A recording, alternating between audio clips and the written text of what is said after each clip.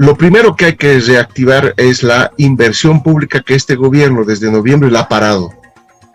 En noviembre del año pasado, este gobierno, por una cuestión ideológica, porque el neoliberalismo no le interesa la inversión pública, le apuesta a la iniciativa privada para generar crecimiento económico, ¿no?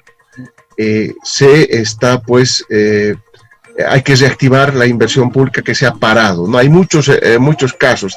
Tenemos, por ejemplo, nuestros proyectos de la planta de cemento en Potosí, tenemos la planta de urea y amoníaco, que nuestra empresa pública que estaba operando está parada ahí, ¿no? Eso hay que reactivarlo. Ahí hemos perdido hasta ahorita $95 millones por no encender esa fábrica de urea que teníamos ya funcionando y exportando. Adicionalmente está el Mutún, el proyecto del Mutún, el tren metropolitano en Cochabamba, nuestros proyectos eléctricos que teníamos en varios departamentos, en fin, todo eso se ha parado, incluido los proyectos que se tenían con los municipios, eso también se paró. Entonces toda la inversión pública está parada. Entonces, claro, una economía que no invierte, ¿cómo quiere crecer? Entonces lo primero que hay que reactivar es esa inversión pública que se frenó por una cuestión ideológica por este gobierno. El segundo elemento es fortalecer nuestras empresas públicas.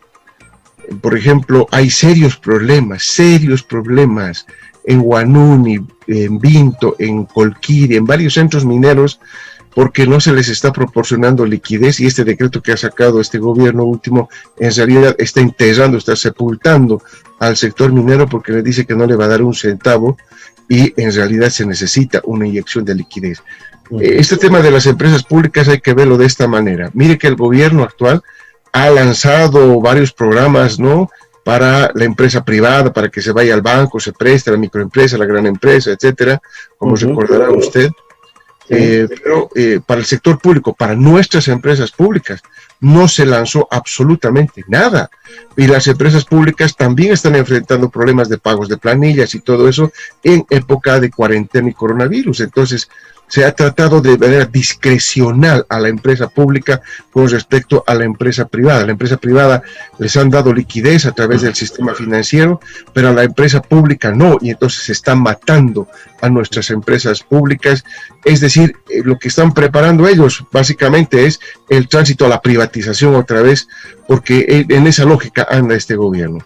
Entonces, pero la observación, estimado Lucho Arce, es que las empresas públicas están quebradas, no dan ninguna liquidez, de que no le dan el beneficio. Ese es el argumento que se habla, y usted lo ha escuchado. Sí, porque ese argumento es eso justamente, preparar las condiciones para que la gente crea lo que usted me está diciendo y tengamos que privatizar nuestras empresas públicas. ¿Cómo puede usted pensar que BOA, por ejemplo, nosotros le hemos manejado casi 14 años BOA, y ha dado utilidad a tal punto que todas las empresas públicas, con sus utilidades, esas utilidades que generaban las empresas públicas, que dicen que no generaban, era para pagar el bono Juancito Pinto. El bono Juancito Pinto para los niños se pagaba fundamentalmente de las utilidades que tenían nuestras empresas públicas. 14 años ha estado funcionando bien nuestras empresitas, bueno, por ejemplo, BOA, por poner un ejemplo, y de pronto están 3 meses en manos de este gobierno y ya está en quiebra. ¿Cómo puede entender usted eso? ¿Cómo puede entender eso? La empresa más importante, YPFB, estimado Lucho Arce. No está en quiebra YPFB, está muy mal manejada, obviamente, ¿no? Hay corrupción, como hemos visto, hay una serie de cosas, pero no está en quiebra YPFB, por si acaso. Ahora, estimado Lucho Arce, ¿cómo hacemos? Y es por cuestión de ideología esta transición, y que la gente pueda ver que todo lo que se ha reactivado en el tema de la urea, el tema del litio, el tema del Mutún, el tren metropolitano, o sea, el país no puede quedarse ahí, o el ciudadano no puede estar por cuestión de ideologías partidarias, cuando debería darse continuidad a lo bueno, a los proyectos de inversión pública, que se tenga que parar y que la gente no vea el movimiento económico en el país. O sea, el ciudadano se merece esto, o sea, de que cuestión de partidos políticos, de ideología política, el ciudadano común y corriente tenga que pagar los platos rotos. Es que eso es justamente lo que ha hecho este gobierno. Nosotros teníamos un modelo que funcionaba y la gente en su bolsillo lo sentía. La gente en sus cuentas de ahorro en los bancos lo sentía. La gente en los mercados sentía cómo se movía la economía, porque nosotros le hemos hecho funcionar bien la economía con nuestro modelo económico, social, comunitario, productivo. Nuestro modelo. Cuando nuestro modelo funcionaba, ahí están los resultados beneficiosos para la población: reducción de pobreza, reducción del desempleo, reducción de las brechas entre ricos y pobres, mejora en la calidad de vida. En fin, todo eso se daba con nuestro modelo económico. De un tiempo a esta parte, ¿verdad? Os recordará, la gente se ha estado machacando que está mal, que está mal, que está mal. Ahí están. Bien, ellos manejan como pensaban siempre desde el año 2005 manejar la economía, con el modelo neoliberal, y los resultados son catastróficos para la economía nacional. ¿Ah? Y lo han hecho simplemente porque querían reemplazar el modelo del movimiento al socialismo. Era un tema ideológico político, no les gusta nada del MAS, hay que echarle tierra al MAS, no sabe nada, cuando 14 años hemos demostrado que hemos manejado mejor que nunca la economía nacional. Entonces, ese es el hecho que lamentamos, porque este gobierno lo que debería haber hecho, y ahorita estuviéramos en mejores condiciones, ellos deberían haber mantenido, como usted bien dice, la economía, el modelo, deberían haberlo manejado como se estaba manejando la economía. Aunque ellos no estén de acuerdo, o que nunca estuvieron de acuerdo con el modelo, recordará usted, el ministro Parada siempre criticaba cuando estaba en el llano, y ahora se dio cuenta que no puede manejar la economía y pues tiene que salirse. Otra cosa había sido con guitarra. Entonces, ellos se dan cuenta que cometen los errores más grandes de su vida cuando empiezan a cortarse los ingresos ellos mismos con el tema de impuestos nacionales. Ahorita explicar lo que está pasando en la economía boliviana es sumamente sencillo. Mire, un Estado vive de ingresos para gastar. Ahora se quejan de que hay muchos gastos, etcétera. Claro, uno tiene, recién ellos deben estar valorando en este momento lo que nunca lo hicieron. Siempre ellos hablaban de gastos, de que despilfarros, de que no sé qué, de que aquí, recordará usted. Pero nunca se dieron a la tarea de pensar si el Estado y el gobierno boliviano tenían la capacidad de generar los ingresos para mantener esos gastos. Y nosotros con nuestro modelo demostrábamos que teníamos los ingresos para mantener ese tipo de gastos e inversiones que estábamos haciendo. Cuando ellos asumen el gobierno, destruyen el aparato de ingresos de nuestro modelo, destruyen a las empresas públicas, destruyen la inversión pública, destruyen impuestos nacionales, no solamente por los hechos de corrupción que conocemos, sino también por el hecho de que sacan resoluciones de directorio de impuestos nacionales para favorecer a ciertos empresarios privados con prórrogas para el pago de impuestos, concesiones que se les da en el pago de impuestos, que el efecto de todo eso es en realidad reducción de la recaudación de impuestos, de los cuales viven el Estado, pero también los municipios, las gobernaciones y las universidades públicas que hoy se encuentran en problemas. Entonces fue un cálculo absolutamente equivocado por un desconocimiento de las cosas, porque es muy fácil estar en el llano y desde la plaza de lanzar un discurso contra un modelo económico, pero otra cosa había sido estar al mando de un Estado que necesita generar ingresos porque hay gastos que hacer. Entonces, quiero aprovechar unas preguntas importantes, estimado Lucho. ¿Qué se va a hacer con el tema de los intereses? Hablando de economía, la gente está pidiendo la condonación de los intereses en el tema de banco, ya un poquito bajando y aterrizando a la población. ¿Se puede condonar los intereses? ¿Se va a condonar los intereses para que la población que tiene crédito con los bancos se pueda llevar adelante esto? El tema también de la devolución de las AFPs, ¿se puede hacer? ¿Se puede devolver? La gente está marchando y está haciendo manifestación pidiendo la devolución, porque claro, hace más de 3 meses no trabaja. En estas medidas que le estoy mencionando, ¿se pueden asumir, estimado? A ver, vamos por partes. En la primera tema, el sistema financiero, hay una ley que habla ya de una reprogramación, en fin, como lo han llamado ellos, de que se difiere el pago, el diferimiento del pago hasta que se pase la cuarentena, ¿verdad? Eso este gobierno ha interpretado como ha querido y ha sacado una resolución ASFI que va en contra de la lógica de la ley que aprobó la Asamblea Legislativa. Por lo tanto, yo creo que ahí está bien, porque el tema de la condonación suena bonito, suena muy interesante, pero es poner en riesgo al sistema financiero como tal. No se olvide que en ese sistema financiero que se pretende condonar los créditos, están nuestros depósitos, ¿no? Están los intereses de los créditos, los intereses. Por eso. Pero les repito, en esos bancos a los que queremos pedirles que se condonen los intereses, ¿no?, de los créditos, están nuestros depósitos, está en nuestra plata, de todos los bolivianos. Más de 22.000 millones de dólares de ahorros de la gente que están ahí. Y no se puede poner en riesgo la estabilidad de ese sistema, no solamente por este hecho. Por eso creo que el camino del diferimiento que se ha hecho hasta diciembre, creo que es, suena bien para poder aliviar a la gente que ha estado con deudas durante todo este tiempo, porque no está pagando durante el tiempo que la ley lo cubre, ¿verdad?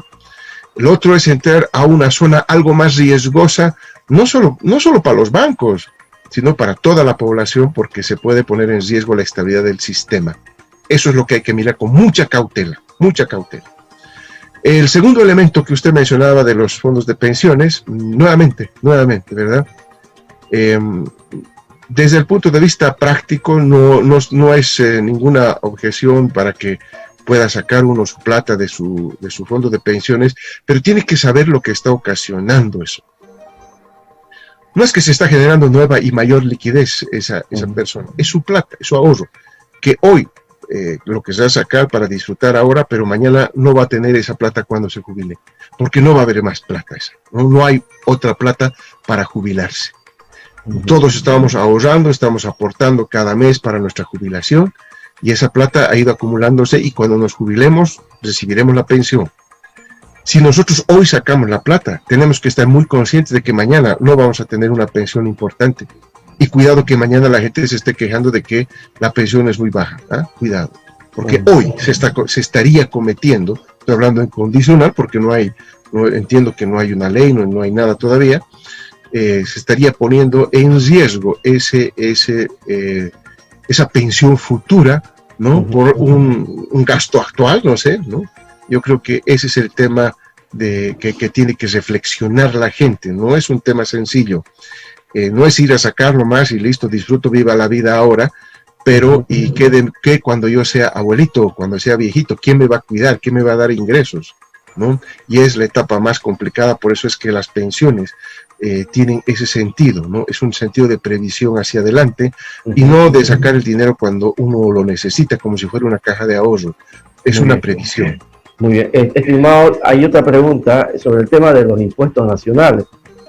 ¿Qué se puede hacer para aliviar y para ayudar a la población? La gente está pidiendo que se condone un poco el impuesto de utilidades anuales. ¿Qué se puede hacer para que podamos paliar un poco el tema de impuestos? Se piden también, de la misma manera, algún tipo de condonación o poder reducir este tema para que la gente lo pueda sobrellevar. Bueno, el impuesto a las utilidades, para empezar, no lo pagan las personas, ¿no? Las pagan las empresas. Y en esa línea, ¿no? Si están pidiendo una condonación, son las empresas y no son las personas, porque las personas pagan su impuesto a valor agregado, en fin, ese tipo de impuestos, y no el impuesto a las utilidades.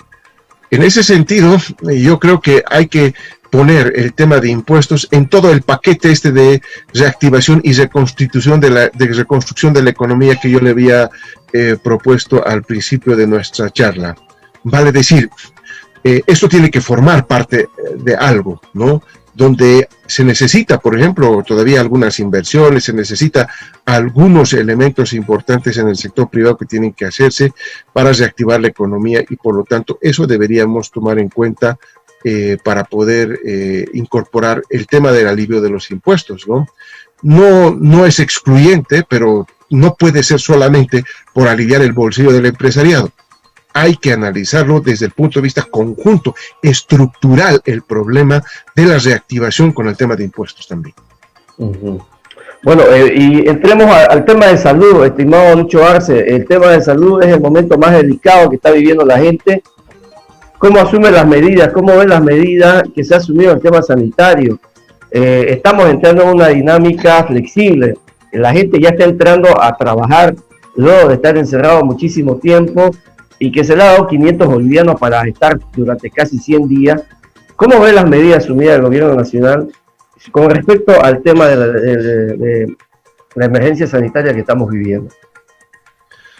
Bueno, este tema de la pandemia hay que analizarlo en la perspectiva de los tiempos, ¿no? Miren que en enero de este año la Organización Mundial de la Salud emite el comunicado internacional de declaratoria de emergencia por esta pandemia. A partir de ese anuncio, los gobiernos deberían tomar previsiones para lo que se venía. En Bolivia pasó febrero y en marzo ya tuvimos 2 primeros casos, como usted recordará.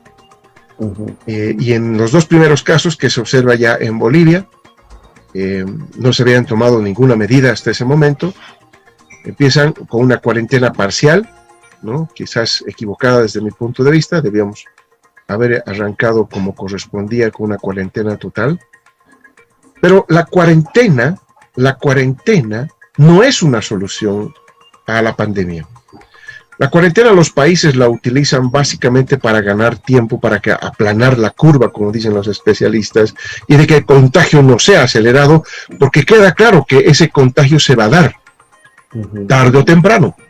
Entonces se retrasa ese contagio, se aplana la curva, ¿no?, con la cuarentena, pero no para que el Estado se cruce de brazos, ¿no? Sino que en ese tiempo de cuarentena, el Estado se prepare, mejore las condiciones de atención médica para su gente. Lo que tiene que hacer el Estado en ese momento, conociendo ya las características de la pandemia, era aumentar las unidades de terapia intensiva, comprar respiradores, comprar material de bioseguridad, comprar los tests para hacer justamente las pruebas para ver quiénes tienen o no tienen el coronavirus. En fin, todo eso tenía que estar preparándose, ¿no?, durante el periodo de la cuarentena. Para eso es la cuarentena. Un gobierno se prepara en ese periodo de la cuarentena, porque las personas no van a vivir toda la vida en cuarentena, eso está claro. Y entonces llega un momento en que vamos a tener que liberar de la cuarentena, la gente va a salir y evidentemente el contagio empieza a subir más, pero para eso ya el Estado ha mejorado su capacidad instalada de atender el tema de la enfermedad, de la pandemia a la población, y por lo tanto de esa manera puede enfrentar el problema. De eso se trata, ¿no? Pero vean ustedes que el mes de mayo... Estimado Lucho, ahí dice la presidenta y el gobierno dice: no tenemos plata, no tenemos presupuesto, se está buscando apoyo a las empresas, al ciudadano. Este gobierno entró con un presupuesto del Tesoro General de la Nación aprobado para la gestión 2020. Ha llegado con donaciones, tenemos un PIB, una reserva. O sea, este gobierno tenía o no tenía plata, y para que la gente lo pueda conocer, estimado Lucho Arce, si tenía o no tenía presupuesto, si podemos dar algunos datos para poder enfrentar de manera tranquila la cuarentena, porque el discurso que dicen en todos los medios es que quedó vacía las arcas económicas del país, y así lo dejaron el movimiento al socialismo. Pero mire, ¿cómo no van a tener plata si ellos mismos han utilizado? Y estoy hablando antes de coronavirus, estoy hablando de diciembre del año pasado. Yo estuve en México y lo denuncié. Se prestaron del Banco Central cerca de $500 millones. ¿Dónde está esa plata? En enero de este año también lograron otro crédito del Banco Central. Estoy hablando de la deuda interna, que nadie le gusta hablar. Yo he puesto este tema. Nos están endeudando externa e internamente este gobierno. Y la pregunta que tengo es exactamente la que usted se hace. ¿Dónde está la plata? ¿Dónde está la plata de las donaciones que hemos recibido por el coronavirus? De los créditos que hemos recibido del coronavirus. ¿Dónde está esa plata? ¿Dónde está la plata que se están prestando del Banco Central? Yo tengo la misma duda que usted. Porque es fácil decir no tengo plata, etcétera, ¿no?, para justificar la incapacidad de poder enfrentar el problema. ¿Ah? Porque ¿cómo puede usted creer, ¿no?, que recién en el mes de mayo se están comprando respiradores y se compran con corrupción más todavía? Eso debería haberse empezado a comprar, ¿no le parece a usted, en marzo, por lo menos marzo, ¿no?, ya que arranca el primer caso de coronavirus en Bolivia, ya que no se toma la previsión desde enero de este año. ¿Ah? Pero bueno, ahí está. Son las interrogantes que tenemos también nosotros, lo que demuestra la incapacidad, la improvisación. O sea, es decir, este gobierno tiene plata. No es que el MAS le ha dejado sin cero, no le ha dejado toco, como se dice. Este gobierno tiene plata y no la ha usado. Bueno, creo que la usa mal, ¿no? La usa mal. Porque hay que darle prioridad a las cosas. Hay que darle prioridad a las cosas. Y creo que eso no se hizo. Bueno, entre otras cosas, estimado, también se habla de que la Asamblea Legislativa no está apoyando a este gobierno en el sentido de la aprobación de los créditos para que puedan también mover un poco y destinar presupuesto a la emergencia sanitaria. Y entra este otro discurso en la emergencia sanitaria, donde la Asamblea, que tiene mayoría el movimiento al socialismo, y lo hemos escuchado hoy en la mañana en un video, no sé si usted lo ha visto, el representante de la CAINCO, bueno, ya empiezan a salir los privados a decir y a cuestionar el trabajo de la Asamblea porque no se están aprobando los créditos y que la gente y que el movimiento asociado no le tiene un poco de compasión a la gente para poder invertir esos créditos que no se están aprobados y que se están obstaculizando para poder meter plata a esta emergencia sanitaria. Mire estos discursos, señor periodista, mire. ¿Usted sabe cuántos créditos ya se han aprobado desde digamos, noviembre del año pasado hasta junio, julio de este año? ¿Cuántos créditos ya ha aprobado la Asamblea para este gobierno? ¿Y usted sabe dónde está la plata de esos créditos? Si lo podemos mencionar para que la gente pueda conocerlo, pues si lo podemos mencionar. Hay varios créditos que se han aprobado, hay varios créditos. Hemos visto créditos de la CAF, del BID, inclusive de un crédito italiano que se ha aprobado. Está en los periódicos, sale en los periódicos eso, ¿no? No se debe informar lo que uno quiere nomás en los periódicos, sino tiene que leer todo lo que sale en los periódicos. Y ahí está cuando la Asamblea y cuando se aprueban los créditos que han llegado esos créditos y han llegado al país, ¿no? Y le voy a decir más todavía con estos teatros que ha hecho este gobierno, ¿no? Especialmente el Ministerio de Economía, los viceministros que los hemos visto pasear, que hay contradicciones. Cuando, por ejemplo, el crédito del Fondo Monetario, le voy a hablar, dice que ha salido muchísima información en los medios de comunicación. ¿Usted sabía para qué es el crédito del Fondo Monetario? Bueno, primero sale el ministro de Economía a decir que es para el coronavirus, para enfrentar el coronavirus. Y salen los viceministros a decir que es para el coronavirus. Y cuando se va a la Asamblea la rechaza, y rechaza no solamente la bancada del MAS, por si acaso, sino también la bancada oficialista, porque sencillamente no cumplían los requisitos del crédito. Por eso se rechaza ese crédito. Eso está también documentado y ha sido testimoniado por la presidenta de la comisión de diputados. A tal punto que una de las condiciones para que un crédito entre a ser analizado en la Asamblea es un decreto supremo que tiene que ser aprobado por el gobierno. Entonces hacen aprobar un decreto supremo del Fondo Monetario, ¿recordará usted? ¿Ah? ¿Para qué hacen aprobar ese decreto? Para ponerlo otra vez a la Asamblea, pues. Ahí usted puede darse cuenta que una cosa es el discurso y otra cosa es la realidad. Querían que se aprueben las cosas sin haber hecho bien las cosas. ¿Cómo va a aprobar así en la Asamblea? Y el discurso, la Asamblea está trabando porque es el juego político que quiere meter a la cabeza de la gente. Y peor todavía, lea usted el decreto supremo del crédito del Fondo Monetario. Dice, para balanza de pagos, para el déficit fiscal y para el coronavirus. Así chiquitito. O sea que es mentira, mienten.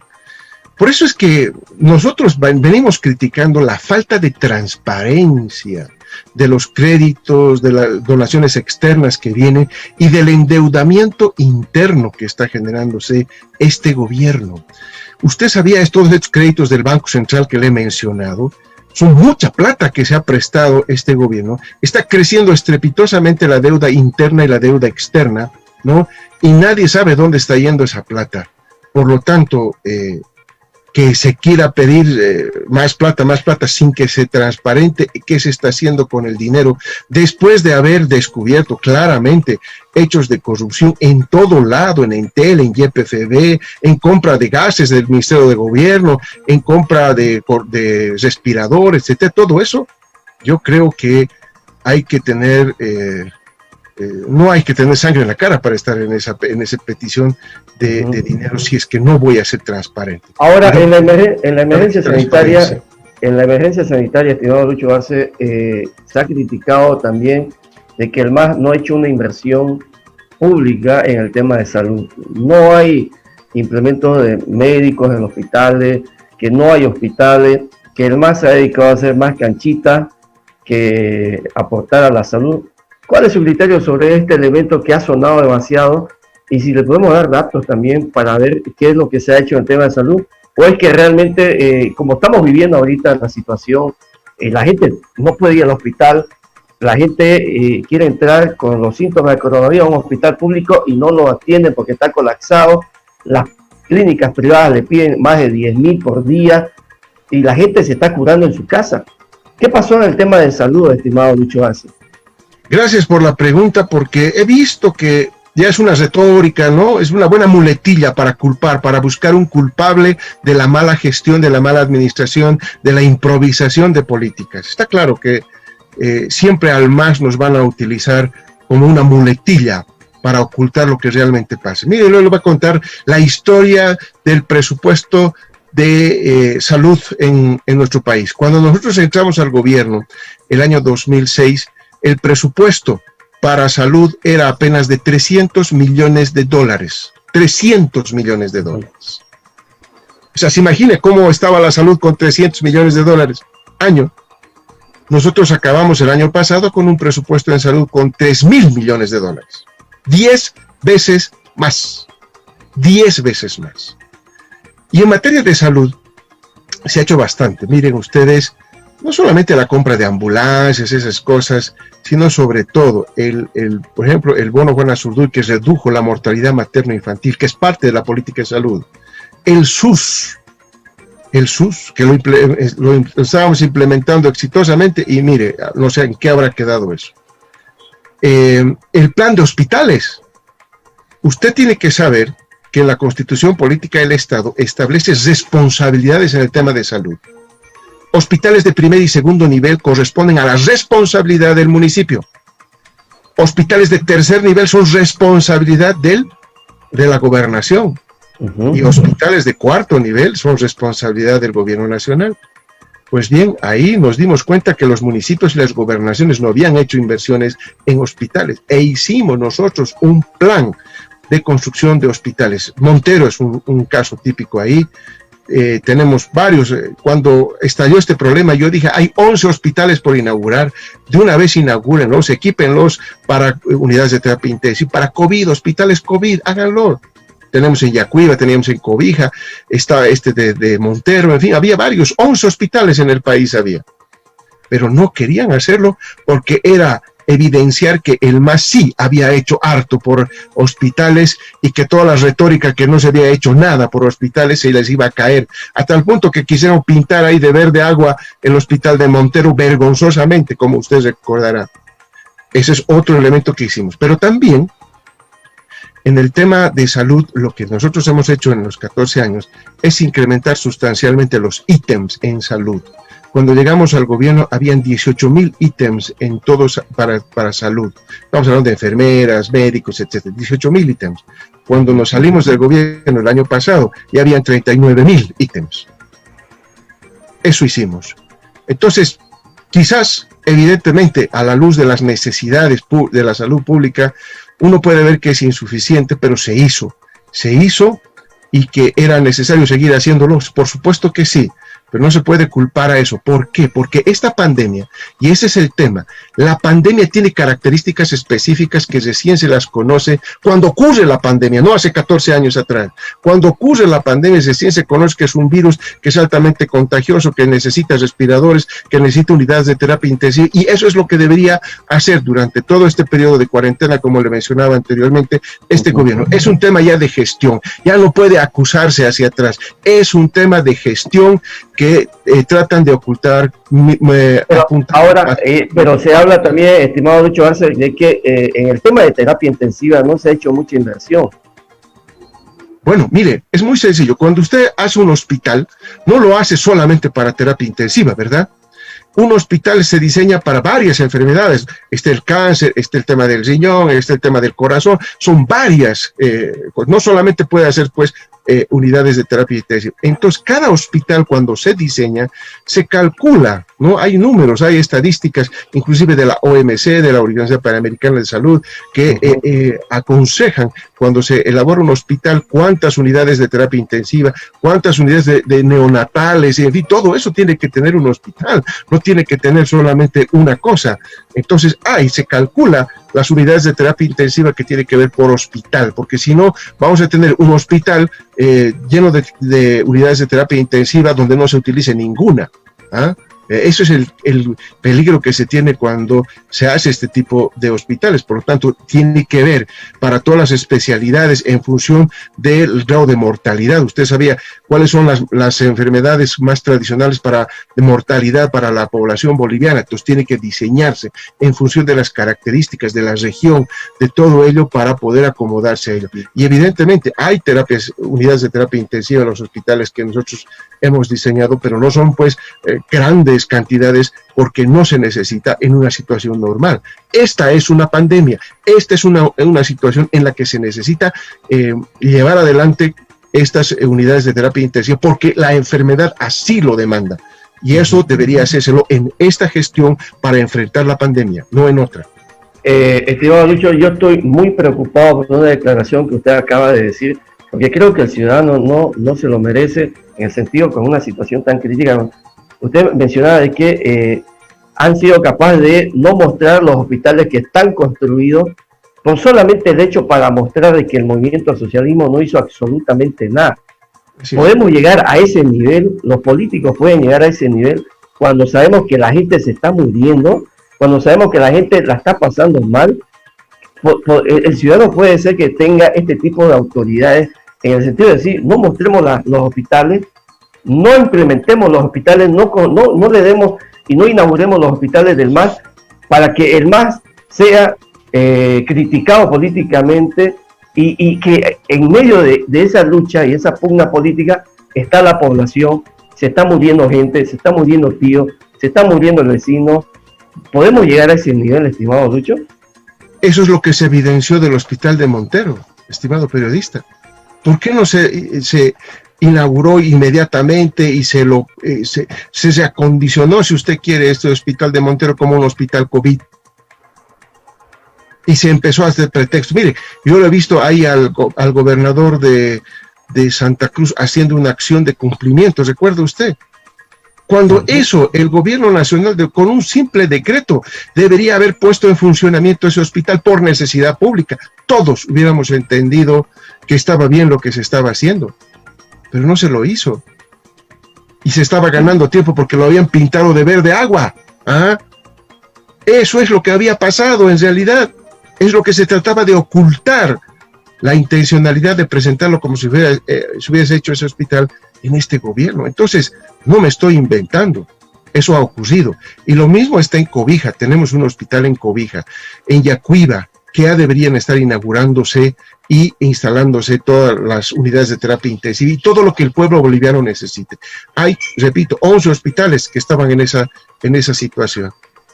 Estos hospitales tenían presupuesto, estos hospitales estaban listos también con el anterior presupuesto del año pasado. O sea, no había ningún inconveniente para ir, proceder, inaugurar y ponerlo al servicio de la gente. La gran parte de estos hospitales estaban ya concluyéndose, otros estaban ya concluidos, y lo que se necesitaba era el equipamiento especializado, como usted bien lo mencionaba, en terapias intensivas, en lo que requiera ahora el COVID, porque ya el diseño que se tenía era un hospital normal, pues, ¿no? Un hospital normal que tenga todas las especialidades. Entonces, ahora que se estaba necesitando unidades de terapia intensiva y todo lo que necesita para enfrentarse al COVID, eso es lo que debería el gobierno inmediatamente haber rediseñado, reubicado y equipado para que ese hospital sea un hospital COVID y que atienda esta pandemia. Muy bien, estamos dialogando con el candidato presidencial Luis Arce Catacora del Movimiento al Socialismo a través de Radio Alternativa 103.0, en nuestras páginas oficiales, también en nuestra fanpage de Radio Alternativa, estamos en vivo, y en nuestra página oficial de Libertad Digital para Bolivia, con el candidato presidencial Luis Arce Catacora en vivo y en directo en este día, miércoles 15 de julio del año 2000. Vamos a entrar a hablar de política, estimado Lucho Arce, de política. Y es que hoy el titular del periódico El Deber ha mencionado que rumbo a las elecciones del 6 de septiembre, solamente el candidato Mesa y el candidato Arce son los que han quedado solos para ir al proceso electoral y son los únicos que estarían enfocándose a este proceso electoral. Y además de este titular, se menciona también de que hay algunos sectores y hay candidatos que tienen obviamente menor porcentaje, candidatos que no tienen casi una mínima intención de aceptación según las encuestas, están pidiendo la anulación del proceso electoral del 6 de septiembre, que ha sido en consenso con el Tribunal Supremo Electoral, en consenso con todos los actores políticos, y que se ha mostrado en el país y que se ha hecho un acuerdo nacional para que se lleve adelante el 6 de septiembre. Pero se está pidiendo ahora que esto pueda cambiar y que, por ejemplo, el candidato Chi ha dicho que después de 6 meses, el candidato de Creemos ha dicho que se suspenda, y así hay estas voces que están saliendo, y solamente para que se pueda tener obviamente la emergencia sanitaria, que es lo más importante. ¿Cuál es su criterio sobre este elemento? Bueno, esto de las elecciones viene pateándose desde el año pasado, en realidad. En noviembre del año pasado, Bolivia le han arrebatado a los bolivianos la democracia. Ya estamos 8 meses sin democracia. Cuando el Tribunal Supremo Electoral convocó al Movimiento al Socialismo y a todos los partidos políticos a una reunión para acordar, porque recordará usted que en realidad lo que se aprueba en la Asamblea es una primera ley que establece el mes de agosto para las elecciones. El Tribunal Supremo Electoral empieza a hacer unas reuniones con partidos políticos para tratar de ver que se pueda mover la fecha de las elecciones. Y el Movimiento al Socialismo ha acudido en su afán absolutamente democrático para escuchar, y le hemos puesto nosotros algunas condiciones para que el Movimiento al Socialismo pueda aceptar mover la fecha de agosto a cualquier otro mes. Primero, que sea consensuado, ¿no? Y que inmediatamente se anuncie una fecha de elecciones. Nosotros hemos asistido a las reuniones que ha convocado el Tribunal Supremo Electoral, y el único partido político que desde un inicio ha manifestado que no está de acuerdo es Creemos, que ha dicho que no está de acuerdo que se lleven adelante las elecciones. Lo dijo también por escrito, lo hemos visto en las redes. Y el resto de los partidos políticos, incluido el partido de Tuto Quiroga, el partido de Juntos del actual gobierno, y todo el resto de los partidos estuvieron de acuerdo todos en hacerlo. Por lo tanto, cuando vimos que había un acuerdo de todos los partidos políticos, excepto, nuevamente, Creemos, el Movimiento al Socialismo viabilizó ese acuerdo y suscribió y dijo, bueno, ya que todos quieren que sea el 6 de septiembre, estamos de acuerdo y nos adherimos al resto de todos los partidos políticos que estaban de acuerdo para el 6 de septiembre. Hubo un acuerdo. Nadie puso la pistola en la espalda de nadie para que aprueben los partidos políticos el 6 de septiembre como fecha de elecciones. Y evidentemente el Tribunal Supremo cumplió su palabra, claramente mencionó que la fecha de elecciones estaba definida para el 6 de septiembre, Entonces ya había la certidumbre necesaria. ¿Por qué es la certidumbre necesaria? No porque nosotros tengamos un afán de que haya elecciones y de recuperar la democracia. Yo creo que gran parte de los problemas que estamos viviendo ahora los bolivianos, este problema de salud que está acogiendo a muchos bolivianos, cuyas familias están en problemas en esto por la pandemia en estos días, parte de ese problema es el problema de tener un gobierno débil, un gobierno sin ideas, un gobierno que está improvisando políticas porque no fue elegido este gobierno. Por lo tanto, la resolución de la parte de salud y la resolución del problema económico que ya estamos viviendo, hay desempleo, hay falta de ingresos, todo lo que estamos viendo es justamente la resolución por la vía legal, la vía política que se instaura en el país desde noviembre del año pasado, cuando a nosotros, a los bolivianos, se nos arrebata la democracia. Yo quiero hacer una pregunta, estimado Lucho Arce, bajo este pedido de diferentes voces. Es más, hemos podido ver algunas agrupaciones y organizaciones juveniles ya en diferentes tribunales departamentales apostados al frente de la oficina y empezar a reclamar de que se suspenda y pidiendo a la gente de que no sea jurado electoral. ¿Hay alguna consideración, hay alguna posibilidad de parte del movimiento socialismo de considerar esta situación ante los pedidos o vamos a ir a elecciones directamente el 6 de septiembre? Mire, dos temas ahí quiero mencionarles. Un primer tema, ¿no? Que los partidos que están pidiendo que no haya elecciones son los partidos que no tienen opción de ganar. Eso está claro en las encuestas. Eso está claro en las encuestas y por eso es que quieren suspender las elecciones, no por el tema de salud. Es un cálculo político. Pero respondiendo concretamente a esa pregunta que usted me hace, ¿usted se da cuenta de las movilizaciones que hubo pidiendo elecciones? ¿Usted recuerda los petardazos y cacerolazos que se han dado en el país pidiendo elecciones? Miren lo que ayer la propia Central Obrera Boliviana ha movilizado a todo el país y uno de los elementos movilizadores es que se lleve adelante las elecciones. Entonces, puede haber grupos que no quieran elecciones, que son estos que les menciono, minoritarios, partidarios de los grupos que no están con opciones de ganar elecciones, está claro. Pero la mayoría de la gente quiere de una vez por todas resolver este problema que va a permitir a su vez resolver el problema de la pandemia, de resolver el problema económico que se viene y que cada día que pasa estamos en riesgo los bolivianos. Porque este gobierno no nos ha dado luces durante todo este tiempo para resolver la pandemia, no lo va a hacer, y tampoco nos ha dado luces y no lo va a hacer en la resolución de los problemas económicos. Por lo tanto, el país necesita, y la gente lo está demandando, es el pueblo boliviano el que está demandando que haya elecciones, porque quiere de una vez por todas tener certidumbre y que se resuelvan los problemas que se está enfrentando. Así que nosotros vamos a obedecer al pueblo boliviano. Bueno, una última pregunta sobre este tema. ¿Qué pasaría si el movimiento al socialismo sale en segundo lugar? ¿Se va a respetar esta decisión, estimado Lucho Arce? Por supuesto. Nosotros le estamos apostando a la salida de los conflictos a través de la democracia y vamos a aceptar, siempre y cuando, por supuesto, que no haya fraude, que sean unas elecciones transparentes y limpias.